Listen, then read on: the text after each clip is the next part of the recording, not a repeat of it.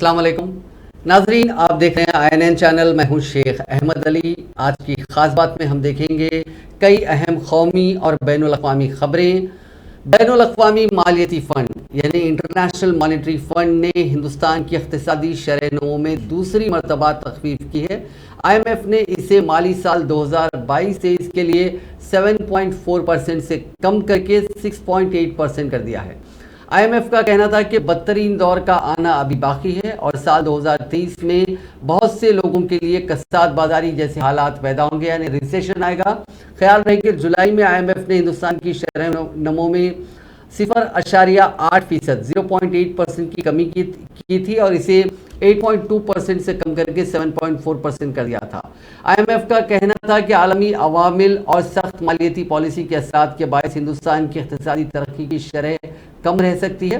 ताहम ये RBI के तखमीने से खतरे ज़्यादा है। मरकज़ी बैंक ने रवा माली साल GDP की शरह नमो में 7.2% रहने की पेशगोई की है। अगले माली साल यानी 2023-24 में हिंदुस्तानी मईशत 6.1% की रफ्तार से बढ़ने का इम्कान है। IMF ने जुलाई में अप्रैल 2022 में शुरू होने वाले माली साल में हिंदुस्तान के लिए मजमूई घरेलू पैदावार यानी GDP में 7.4% इजाफे की पेशगोई की थी।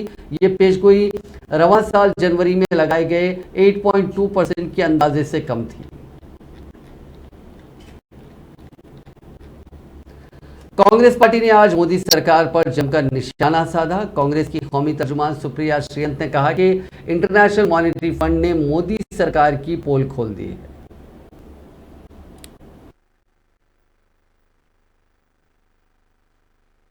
IMF ने इस बार दूसरी बार इस साल के लिए भारत की अनुमानित GDP ग्रोथ को घटा दिया है। 7.4 से घटाकर 6.8% पे ले आए हैं, मतलब 0.6% की कटौती। IMF ने दूसरी बार किया है, वर्ल्ड बैंक ने 4 बार किया है, RBI ने 3 बार किया है, फिच ने किया है, मूडीज ने किया है, ADB ने किया, अंकटाड ने किया। तमाम ऐसी एजेंसीज हैं जिन्होंने भारत की GDP ग्रोथ को घटाने का काम किया है अनुमानित। अब इसके क्या मायने हैं? इसका मायना है कि बेरोजगारी बढ़ेगी, निवेश कम होगा, लोगों की आय कम होगी, गुर्बत बढ़ेगी, गरीबी बढ़ेगी और उस पर से छौका लगाया हुआ है सरकार ने बड़े कमरतोड़ महंगाई का। लेकिन सरकार के प्रवक्ताओं की, सरकार के नुमाइंदों की तो सुनिए, तो वो बिना पलक झपकाए कहते हैं कि जी हम तो फास्टेस्ट ग्रोइंग इकोनॉमी है। इससे ज्यादा भ्रमित करने वाली बात दूसरी कोई नहीं है। आप $3 ट्रिलियन की इकोनॉमी 6% पे ग्रो करेंगे। चीन $18 ट्रिलियन की इकोनॉमी 4.5% पे ग्रो करेगा और अमेरिका $21 ट्रिलियन की इकोनॉमी 1% पे ग्रोथ करेगा। तो अनुमान लगा लीजिए किसकी ग्रोथ ज्यादा होगी। पहली बात तो ये हो गई। दूसरी बात हो गई कि सरकार के सामने समस्याएं क्या है। सबसे बड़ी समस्या है कि सरकार ने आंखों पर पट्टी बांध ली और सरकार डिनायल में है। दूसरी समस्या है गिरती हुई ग्रोथ। तीसरी समस्या है कमर तोड़ महंगाई। आज भी अगर सरकार चाहे तो पेट्रोल डीजल के दाम घटा दे, सेस खत्म कर दे। चौथी समस्या है टूटता हुआ रुपया, सरकार को कोई चिंता ही नहीं है। और पांचवी समस्या है करंट अकाउंट डेफिसिट जो लगभग 3.4% इस साल का हो सकता है। सबसे बड़ी बात लेकिन इसमें यह, सरकार कहती है जी हम क्या करें, ये सब तो वैश्विक कारणों से हो रहा है। तो अगर वैश्विक कारण ही थे तो 2013 में क्या हम हाथ पे हाथ धरे बैठे रहते, या 2008 में हम हाथ खड़े कर चुके होते? आपका काम है वैश्विक कारण और घरेलू समस्याओं का समाधान करिए और रुपए को मजबूत करिए, महंगाई को कम करिए, अर्थव्यवस्था को सुचारू रूप से चलाइए। उसको छोड़कर बाकी सारे काम करेंगे। वित्त मंत्री तो सफेद सपाट झूठ बोलती हैं। अमेरिका में जाकर उन्होंने आज बोल दिया हमने तो जी खाद के दाम बढ़ाए नहीं है। DAP का दाम 1200 से 1300 हुआ है, यूरिया की बोरी 50 किलो की घटकर 45 की हो गई है। तो इस तरह के झूठ बोलकर अर्थव्यवस्था नहीं संभल सकती है, थोड़ा दिमाग लगाइए। IMF ने इस बार दूसरी बार इस साल के लिए पहली बीवी की मर्जी के खिलाफ दूसरी शादी करने वाला मुसलमान मर्द अपनी पहली बीवी को साथ रखने पर मजबूर करने के लिए अदालती हुक्म जारी नहीं करा सकता। इलाहाबाद हाई कोर्ट ने यह तबसरा एक मामले की समाअत के दौरान किया। जस्टिस सूर्य प्रकाश केसरवानी और जस्टिस राजेंद्र कुमार की बेंच ने यह तबसरा एक मुस्लिम शख्स की जानिब से दायर की गई अर्जी पर गौर करते हुए किया, जिसमें फैमिली कोर्ट के फैसले को चैलेंज किया गया था, जिसमें उसके अज़वाजी हुकूक के दावे को मनसूख कर दिया गया था। अर्जी को मुस्तरद करते हुए बेंच ने कहा कि कुरान पाक के मुताबिक एक मर्द ज़्यादा से ज़्यादा 4 खवातीन से शादी कर सकता है, लेकिन अगर उसे डर हो कि वो उनके साथ इंसाफ नहीं कर सकेगा तो वो सिर्फ एक ही शादी कर सकता है। अदालत ने कहा कि अगर कोई मुसलमान मर्द अपनी बीवी और बच्चों की देखभाल करने के काबिल नहीं है तो कुरान पाक के मुताबिक वो दूसरी औरत से शादी नहीं कर सकता, और इसके अलावा एक मुसलमान शोहर को दूसरी शादी करने का कानूनी हक हासिल है, जबकि पहली शादी बरकरार रहती है। उनका मजीद कहना था कि लेकिन अगर वो ऐसा करता है तो फिर पहली बीवी को उसकी मर्जी के खिलाफ उसके साथ रहने पर मजबूर करने के लिए अदालत से मदद तलब करता है। तो इस सवाल का हकदार है कि क्या अदालत उसे ऐसे शोहर के साथ रहने पर मजबूर करे। बेंच ने मजीद मुशाहिदा किया कि जब अपील कुनिंदा ने पहली बीवी से हकीकत को छुपाकर दूसरी शादी की है तो मुद्दई अपील कुनिंदा का ऐसा सलूक उसकी पहली बीवी के साथ जुल्म के मुतादिफ है। लिहाजा अगर पहली बीवी अपने शोहर के साथ नहीं रहना चाहती तो अज़वाजी हुकूक की बहाली के लिए उसकी तरफ से दायर मुकदमे में पहली बीवी को उसके साथ जाने पर मजबूर नहीं किया जा सकता। सरकारी ऑयल मार्केटिंग कंपनियों को राहत देते हुए मरकजी हुकूमत ने आज मरकजी काबीना की मीटिंग में बड़ा बोनस देने का ऐलान किया। मरकजी वजीर अनुराग ठाकुर ने कैबिनेट मीटिंग में लिए गए फैसलों की जानकारी देते हुए बताया कि सरकारी ऑयल मार्केटिंग कंपनियों को रसोई गैस के घाटे की भरपाई के लिए 22,000 करोड़ रुपए के कंपनसेशन को मंजूरी मिली है। ये कंपनियां एलपीजी गैस मार्केट रेट से नीचे बेचकर नुकसान उठा रही हैं, ऐसे में ये सब्सिडी देकर हुकूमत उन्हें राहत दे रही है।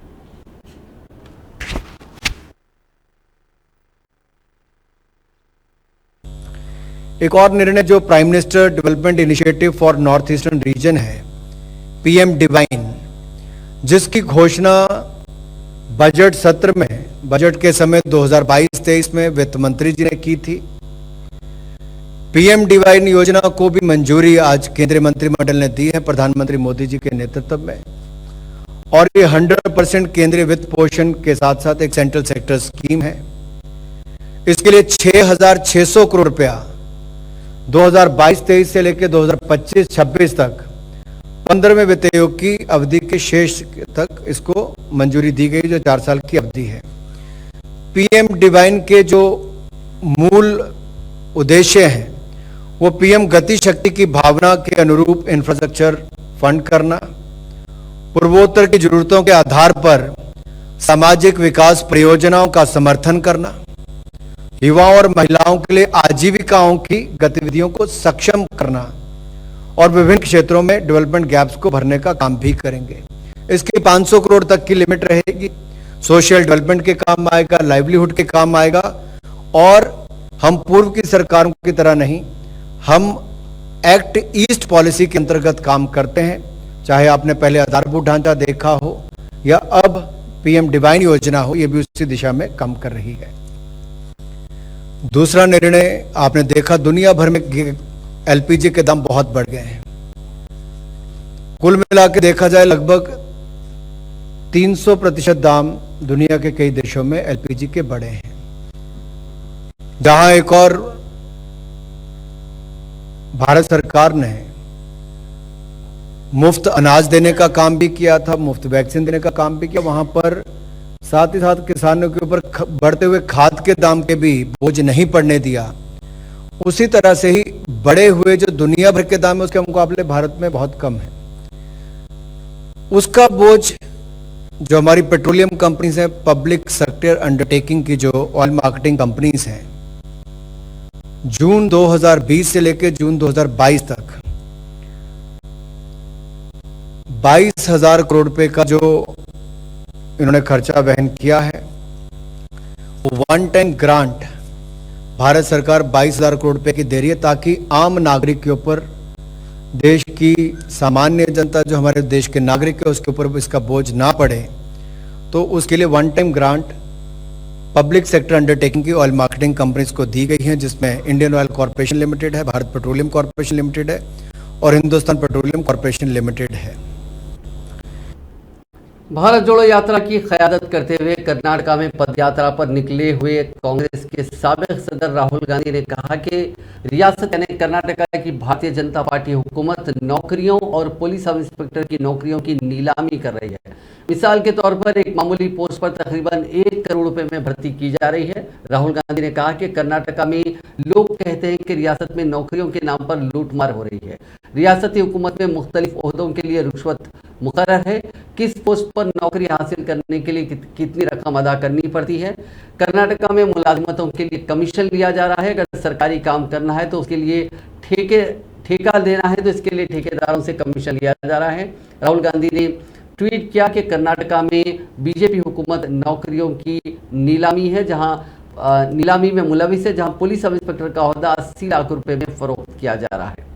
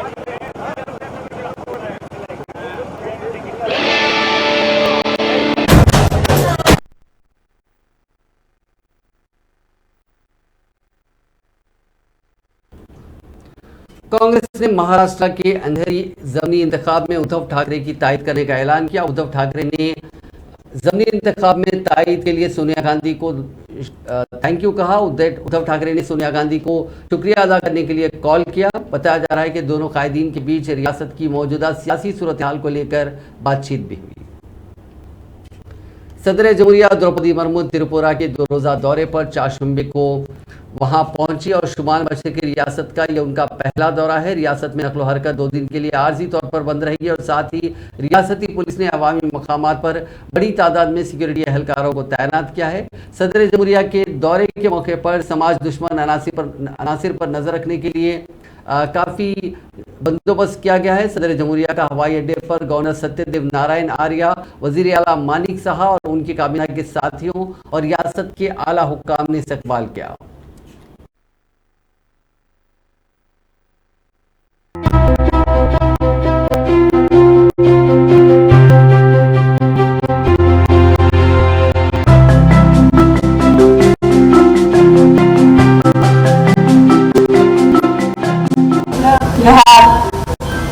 lupa semoga yang berkelak ini Durga Beli Jawa Barat. Jangan deh, yang itu sudah lukisah di Durga Beli Jawa Barat kami dia. Lepas itu gara seperti apa nak? Ada sesuatu nak. चलिए आगे बढ़ो है ना, बड़ी व्यवस्थित हो गया और आप लोग अच्छे हैं। आपके सामने है जो आप लोगों का एमएलए जो का उधर साथी है, कभी भी कोई प्रॉब्लम हो तो उसको आप बुला सकते हैं, बता सकते हैं। ये केवल बेटियों को स्कूल भेजते हैं कि नहीं, कुड़ी किधर इससे है ना, बेटी बेटा दोनों को स्कूल भेजिए, स्कूल कॉलेज पढ़ाइए लिखाइए। बहुत अच्छा लगा।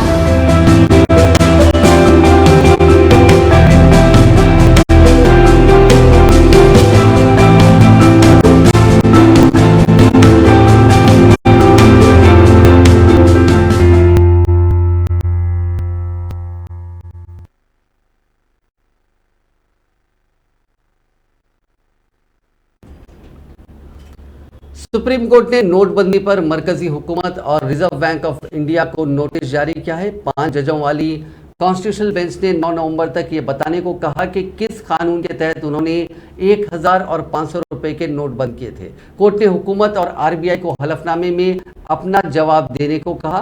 पिटिशनर्स की दलीलें थी कि रिजर्व बैंक ऑफ इंडिया के reserve bank of India act की सेक्शन 26(2) किसी स्पेशल करेंसी नोटों को पूरी तरह से रद्द करने के लिए हुकूमत को इख्तियार नहीं देती है, जबकि सेक्शन 26(2) मरकज को एक खास कैटेगरी की करेंसी नोटों को रद्द करने का ही इख्तियार देती है, ना कि मुकम्मल तौर पर सभी करेंसीज को। अब इसी का जवाब हुकूमत और आरबीआई को देना है।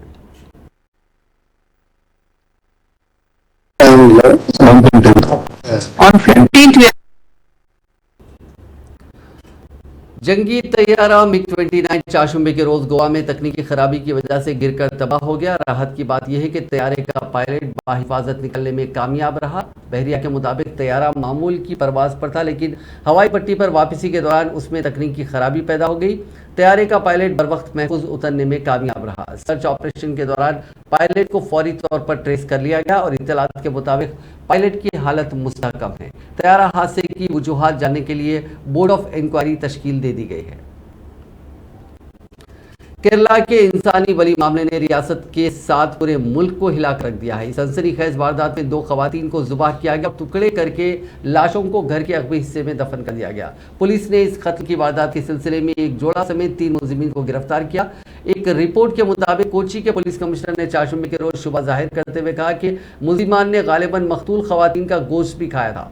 ख्याल रहे कि पुलिस ने इस मामले में एक मसाज थेरेपिस्ट भगवंत सिंह, उसकी बीवी लीला और एजेंट मोहम्मद शफी को गिरफ्तार किया। रिपोर्ट के मुताबिक इस वारदात को तोहम परस्ती और काले जादू के तहत अंजाम दिया गया। मुलजिमान को यकीन था कि इंसानी बलि देने के बाद उनका घर दौलत से भर जाएगा और उनकी शोहरत में इजाफा होगा। उनका एजेंट शफी खवातीन को लालच देकर मुलजिमान के घर ले गया और उन्हें जुबा करने के बाद दफन कर दिया। पुलिस गुज़िश्ता कई दिनों से लापता खवातीन को तलाश कर रही थी। इसी दौरान इस सनसनीखेज वारदात का इंकशाफ हुआ। रिपोर्ट में पुलिस जराये के हवाले से कहा गया कि भगवंत सिंह और उसकी बीवी ने पूछगछ के दौरान ये इतराफ़ किया कि उन्होंने इंसानी गोश्त खाया था। पुलिस ने मामले की तहकीकात के लिए स्पेशल टीम्स तश्कील दी हैं। मुलजिम जोड़े और उनके एजेंट को 26 अक्टूबर तक के लिए अदालती हिरासत में भेजा गया है। कोची के पुलिस कमिश्नर नागराजू ने एक मीडिया चैनल से बात करते हुए बताया कि इंसानी गोश्त खाने का शुबा जरूर है, लेकिन ताहाल इस बात पर यकीन करने के लिए काफी सबूत नहीं है। फॉरेंसिक जांच और शवाहिद इकट्ठा करने का अमल जारी है। बेंगलुरु में म्युनिसिपल कॉर्पोरेशन का बुलडोजर एक मकान गिराने पहुंचा तो वहां के एक जोड़े ने रास्ता रोक लिया। उन्होंने अफसरों को धमकी दी कि घर गिराया गया तो वो खुद को आग लगा लेंगे। उस कपल ने अपने ऊपर पेट्रोल छिड़का, आग लगाने के लिए तीली जलाई, लेकिन तीली वो जली नहीं। और इस माहौल को देखते हुए पुलिस और पड़ोसियों ने मिलकर किसी तरह उन्हें बचाया। पड़ोसियों ने उन पर पानी उंडेल दिया और उनके हाथ से पेट्रोल की बोतल छीन ली। दरअसल बेंगलुरु में इन दिनों डिमोलिशन ड्राइव चल रही है, जिसमें शहर के ड्रेनेज को ब्लॉक करने वाले इलीगल गैर कानूनी तामीरात को ढाया जा रहा है।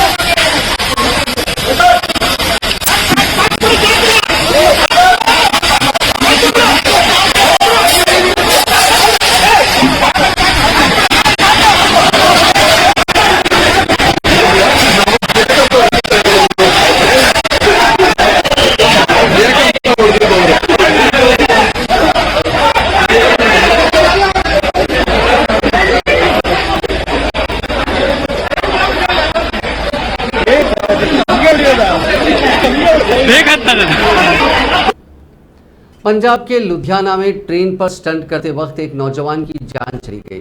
नौजवान का वीडियो सामने आया है। ये पहला हादसा नहीं है जिसमें चंद सेकंड की रील और सोशल मीडिया फेम की कीमत लोगों ने जान देकर चुकाई हो, लेकिन ऐसे वाकयात रुक नहीं रहे।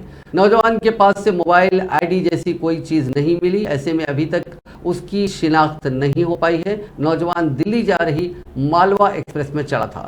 वीडियो में दिख रहा है कि वो ट्रेन के दरवाजे के पास खड़ा है, बाहर की तरफ लटक कर स्टंट कर रहा था। दूसरा नौजवान मोबाइल से उसका वीडियो बना रहा था। इसी दौरान वो डाउन पोल से टकरा गया। पुल से उसका सिर इतनी बुरी तरह से टकराया कि उसका हाथ ट्रेन के दरवाजे से छूट गया और वो उछल कर गिरा।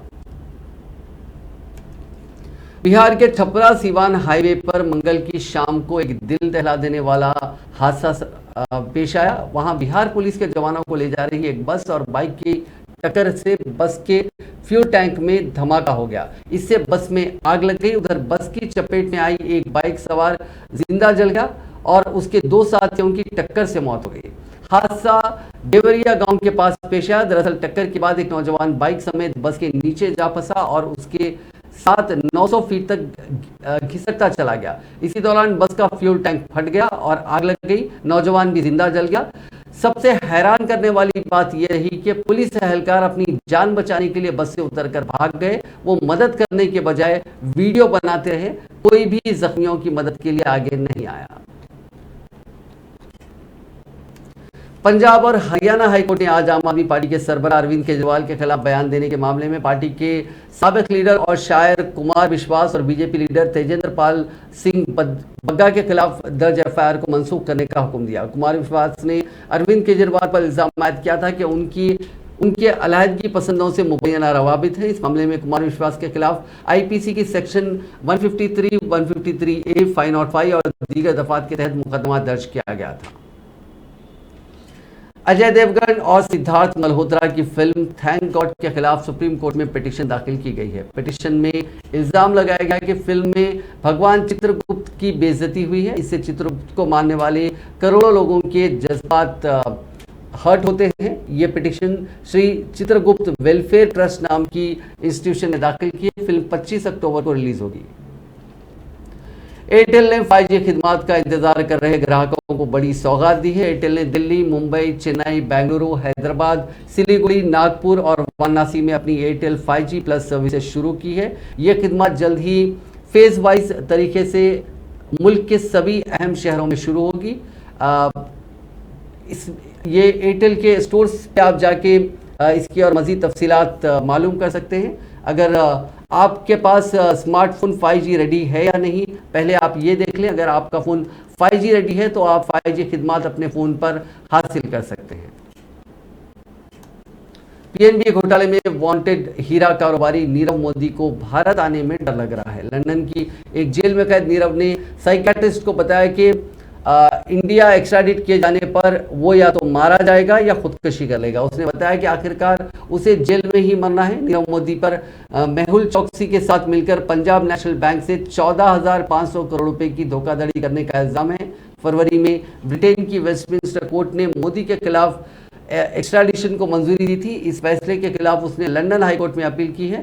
भारत लाए जाने के बाद उसे मुंबई की आर्थर रोड जेल की बैरक नंबर 12 में रखा जाएगा। नीरव के साइकियाट्रिस्ट प्रोफेसर एंड्रयू फॉरेस्टर ने हाईकोर्ट को बताया कि आर्थर रोड जेल इंतजामिया का कहना है कि उसने बैरक नंबर 12 से सभी नुकीले चीजें हटा ली है, लेकिन वहां दरवाजे के हैंडल और नल से लटककर कैदियों की जान देने के मामले भी देखे गए हैं। नीरव के साइकियाट्रिस्ट ने अदालत को बताया कि वो सिर्फ काटने और फांसी के बारे में सोचता है। उसका मानना है कि हिंदुस्तान वापस भेजे जाने के बाद वो जेल में ही मरेगा। उसकी बीमारी इतनी संगीन है कि उसे 2 बार अस्पताल भेजा जा चुका है। खुदकुशी को लेकर जेल में उसको 4 बार मॉनिटर करना पड़ा है।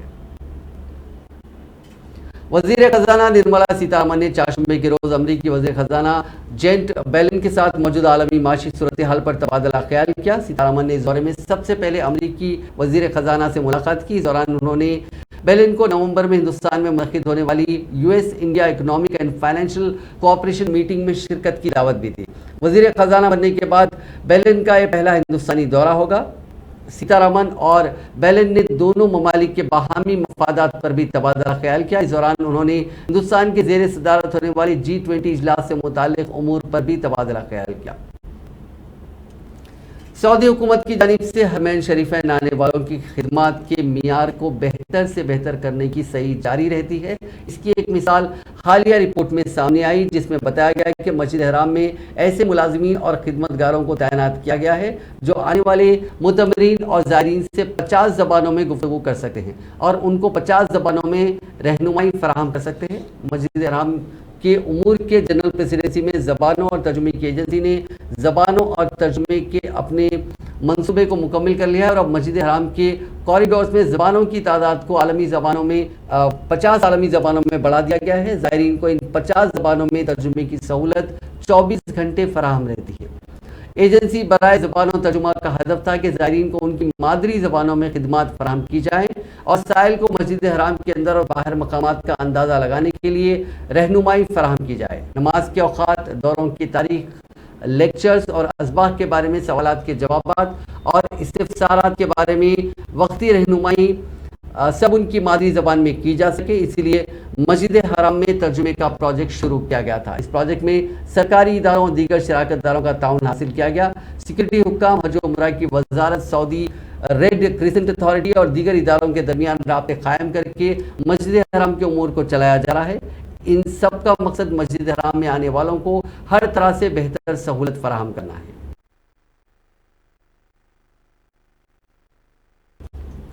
नेपाल में गुज़िश्ता एक हफ्ते के दौरान शदीद बारिशों के नतीजे में आने वाले सैलाब और लैंडस्लाइडिंग में कम से कम 33 लोगों की मौत हो गई है। मकामी मीडिया ने 4 शुमे को एक रिपोर्ट जारी करते हुए ये इतला दी। हुक्काम ने बताया कि शुमाल मगरिब में करनाली सूबे में मानसून की बारिशों से सबसे ज़्यादा मुतासिर हुआ है। सूबे से हज़ारों बाशिंदों को महफूज जगह मुंतकिल किया गया। नेपाल में मानसून आमतौर पर जून में शुरू होता है और अक्टूबर में ख़त्म हो जाता है। ईरानी हुक्काम ने मुल्क के मगरिब में वाक़े कुर्द अक्सरियती इलाकों में अपने क्रैकडाउन में शिद्दत पैदा कर दी है। वायरल होने वाली वीडियोस में देखा जा सकता है कि ईरानी सिक्योरिटी फोर्सेस ने संदर्ज नामी इलाके में मुजाहिरीन को मुंतशिर करने की खातिर फायरिंग भी की। महिसा अमीनी की अखलाकी पुलिस की ज़ेर हिरासत हलाकत के बाद ईरान भर में गुज़िश्ता एक माह से पुरतशद्दुद मुजाहरों का सिलसिला बदस्तूर जारी है। ईरानी क़यादत इन मुजाहरों को ख़त्म कराने की कोशिश में है, ताहम सड़कों पर निकलने वाले अफराद की तादाद रोज़ बरोज़ बढ़ती ही जा रही है। रूस यूक्रेन जंग के बीच रूस ने फिर यूक्रेन पर न्यूक्लियर हमला करने की धमकी दी है। रूसी वज़ीर ख़ारजा सरगोई लावरोव ने मंगल के रोज़ कहा था कि हमारा न्यूक्लियर हमला करने का कोई इरादा नहीं, लेकिन अगर हम पर हमला होता है तो हम अपनी हिफाजत के लिए न्यूक्लियर हथियारों का इस्तेमाल करने से पीछे नहीं हटेंगे। एक इंटरव्यू में उन्होंने अमेरिका और दीगर मशरक़ी मुल्कों पर मगरबी मुल्कों पर न्यूक्लियर हमले की झूठी अफवाह फैलाने का इल्ज़ाम लगाया। यूक्रेन के सदर व्लादिमीर ज़ेलेंस्की ने मगरबी ममालिक पर जोर दिया कि वो दहशतगर्दी की नई लहर के जवाब में रूस पर मजीद पाबंदियां आयद करें। व्लादिमीर ज़ेलेंस्की ने कहा कि पीर के रोज़ रूसी मिसाइल हमले में कम से कम 19 शहरी हलाक हुए और उससे कहीं ज़्यादा लोग जख्मी हुए। उन्होंने कहा कि हमें हमले के असरात से बाहर निकलने में कुछ वक्त लगेगा। एक रिपोर्ट के मुताबिक मंगल के रोज़ मजीद हमलों के बाद व्लादिमीर ज़ेलेंस्की ने मगरबी ममालिक से रूस पर सियासी दबाव बढ़ाने और यूक्रेन की हिमायत के लिए नए तरीके तलाश करने की अपील की।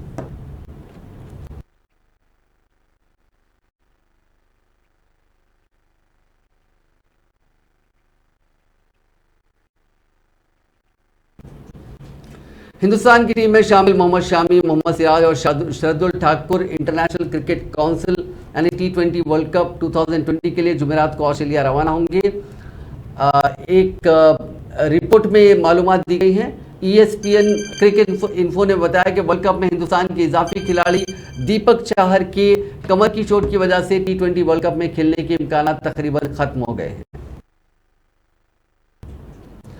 शिखर धवन की कप्तानी में टीम इंडिया ने मंगल के रोज तारीख रकम की थी। उन्होंने 12 साल बाद अपनी सरजमी पर साउथ अफ्रीका को वनडे सीरीज में 2-1 से हराया। जीत बड़ी थी तो जश्न भी बड़ा ही होना था और वही हुआ। इंस्टाग्राम पर गब्बर ने टीम के साथ एक कमाल का वीडियो शेयर किया। इसमें दलेर मेहंदी के फेमस गाने बोलो तारारा पर हिंदुस्तानी टीम के खिलाड़ी ठुमकते नजर आए। कुलदीप यादव, मोहम्मद सिराज और शिखर धवन के स्टेप्स के तो लोग दीवाने हो गए, वहीं श्रेयस अय्यर, ऋतुराज गायकवाड़ और रवि बिश्नोई टेबल पर चढ़कर डांस करते नजर आए।